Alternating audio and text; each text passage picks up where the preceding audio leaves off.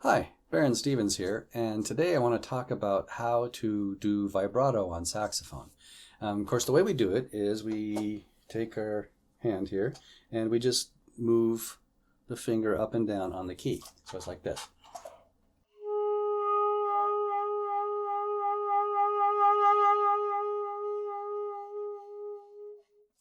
And that's how you do vibrato on saxophone. Okay, just kidding. That's not how we do vibrato on saxophone. Um, there's three main ways that we talk about vibrato on woodwind instruments. There's the diaphragm vibrato, which is used mainly for the double reeds. There's also kind of a throat vibrato that can be used, which I think on saxophone makes it sound like a goat. But the proper way to do vibrato on saxophone is by using the jaw. And Also, as far as when we're doing the vibrato, on a lot of other instruments like voice or on string instruments, you might hear the vibrato going above the pitch and below the pitch and kind of undulating that way. With the saxophone, we have our main pitch, and we only go below the pitch and back to the pitch. So we start from the pitch, go down and back up. That's because we're just dropping the jaw down and then moving it back up in a normal position. We don't go above the pitch because we might be either pinching off the reed we're basically, to do that, we would be driving our jaw up into the reed, pinching our lower lip, and it would get painful after a while. So that's why we don't even bother even trying to do vibrato above the pitch. Now,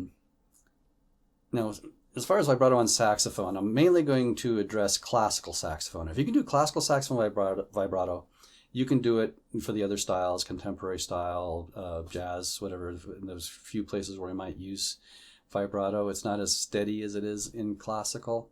But when it comes to classical saxophone playing, vibrato is an expected part of the tone. It's not an optional thing.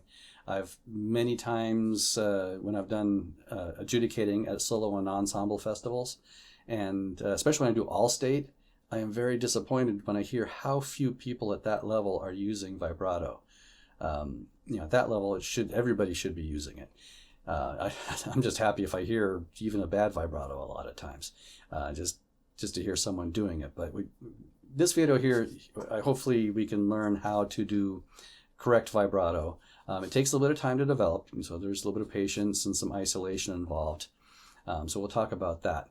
Now, getting back to the jaw movement, we just want to make sure the jaw moves down and back up into position. Sometimes I've seen some people when they're first starting off, they're trying to do vibrato by moving their jaw back and forth, which for one thing doesn't give us much effect, but also it can damage and cause pain up here. So if you're feeling pain in your jaw, if you after doing vibrato, then you might be doing that. So don't do that. You shouldn't be doing that anyway very much. Because it can cause pain in your jaw. So if you're feeling pain up there, you might want to check to see what's causing that, because there shouldn't be. Now, sometimes I've had some students that couldn't quite seem to get the feel of moving the jaw down and back up. And so what I'll have them do is like play a one-headed note and then take their hand and put it on their chin, in some way like that, to help them get the feel of what it's like to move the jaw up and down. So once you get that motion, even something like that, that's too wide. But first, we're not too worried about that. We're just trying to get the motion. So the next thing we do is we get out our metronome, and it doesn't matter what type of metronome it is. It could be an app type metronome on your phone. But I like to get people to set the metronome at 60.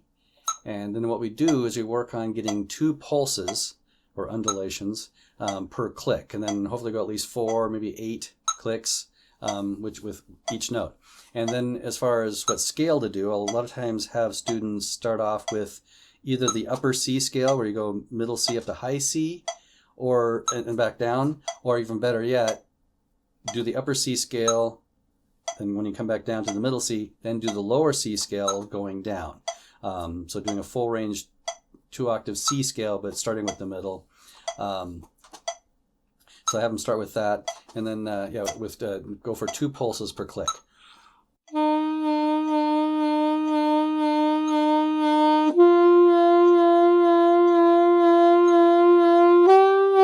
Etc. And then once the 2 pulses per click is working pretty well, then you can switch to either 3 or 4 pulses. Some people can go straight from 2 to 4, depending on where they are with it. But if you need to do 3, you would go.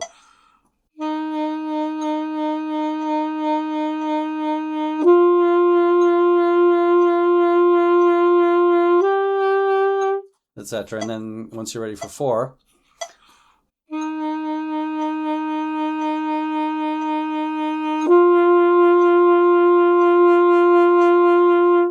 now I should say a lot of times when we first start doing this, the vibrato will be a little bit wide. As we speed it up, it should hopefully narrow down, because you kind of have to narrow it down in order to be able to go faster. But once we get 4 pulses going at 60, and then a lot of times maybe at this point what I'll have people do, instead of just doing the C major scale 2 octaves and starting in the middle C, I'll have them do a full range chromatic starting from middle C. So you start from the middle C, go up to the high F or F sharp, back to the middle C, then all the way down to the low B flat, back up to the middle C. And again, doing at least 4 clicks or 8 clicks on each pitch. And then, of course, a lot of these modern metronomes, you can go every increment. I usually recommend to skip like 4 increments at a time. So if we were doing a 60, next increment we would work on would be 64.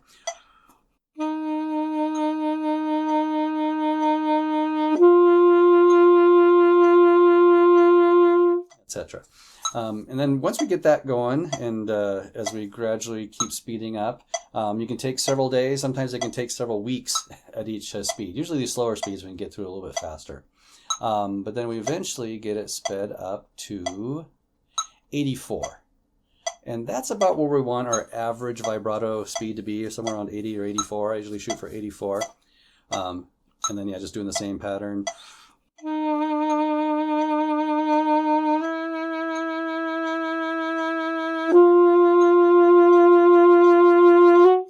In that case, doing chromatically. And then I usually have people stay here at 84 for a while, because we want this to be home base.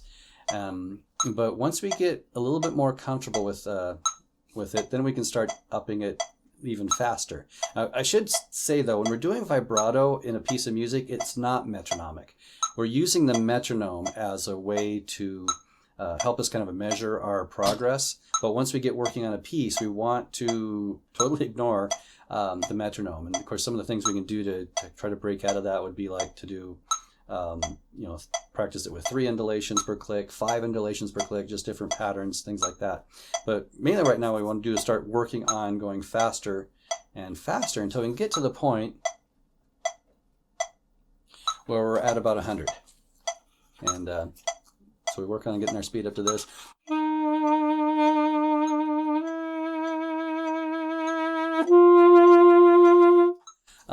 And so trying to hold that speed at 100, which is a little bit challenging sometimes. Turn that off. So once we develop this vibrato, what do we do with it? Well, in classical pieces, we mainly use it like on long notes. So like something like this.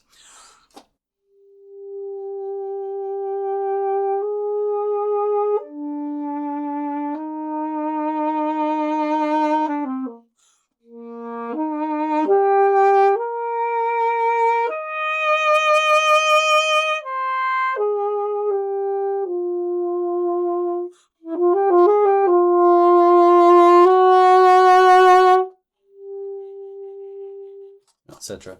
Anyway, so things that are 2 beats or so, pretty typically we would do vibrato, and we don't necessarily do vibrato on every single note, especially when things get going fast. We a lot of times don't have time to really do much vibrato. But another thing I should mention that we can do with vibrato, and another reason why I think it's so important that we use it, one of our main tools for increasing and decreasing tension, of course, is dynamics. But vibrato can also be used to increase, by increasing the speed, we're increasing tension. By decreasing the speed, we're decreasing the tension. It gives us another tool in our tool belt to create more emotion in music. This is, I think, probably the number one reason why we need to put vibrato in our classical playing. Now, of course, working the speed up to 100 does a couple things for us. One is it gets so when you go back to 84, hey, that's now a piece of cake. But also it gives us the capability of doing shimmers. Like if we're doing a run of 16th notes, we can sometimes, like certain strategic 16th notes, we might want to put a little shimmer of vibrato, which has to definitely go much faster in 84 in order to get that in. I'll try to demonstrate this here on this, but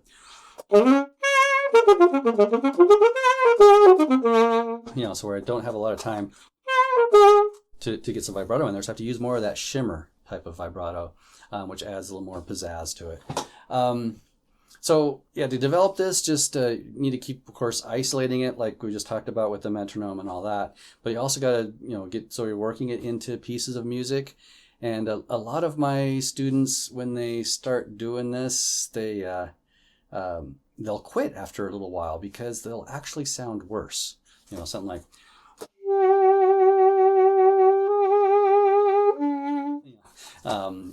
or it'll sound forced because they're like forcing it in there. And the reason why is because it is being forced. It's not quite a natural part of our sound yet, but it's one of those things we have to kind of take on faith and trust that as we work on it, it's going to sound better. Sometimes we have to sound worse before we sound better. And this is vibrato, I found, is one of those things that we have to just kind of bite the bullet, go ahead and let ourselves sound bad. And then, once we spend a little more time with it, it'll become more natural. And then before long, it's just a natural part of our tone. Something else I should say about vibrato, we do not use this in sectional playing. So if you're playing in a band and you're playing it, together with the other saxes, do not use vibrato. This goes for also with jazz band. Anytime you're playing in a group of other saxophones. Now, if you have a solo line where you're the only one playing it, well, by all means, yes, go for it. We should be doing vibrato in those places. And that's where it really makes us shine. But yeah, we don't do it in sectional playing. And then as far as jazz, now I found once I developed my classical vibrato, I can pretty much do any of the jazz vibrato I need to. In fact, one of the things I found with classical is I have to keep practicing it or I lose it. I lose the fine muscle control. That's one of the things I'm working on right now, is trying to get back to where I used to be. I used to have a much better vibrato than I do now because I've been playing so much jazz lately. I haven't had as much time to really work on my classical. So I find it does take some refined, consistent practice to keep up a good classical vibrato. With jazz, you can kind of fake it. And of course, as far as jazz vibrato goes, a lot of times a slower, maybe even a slightly wider vibrato. It's not as consistent as even in classical.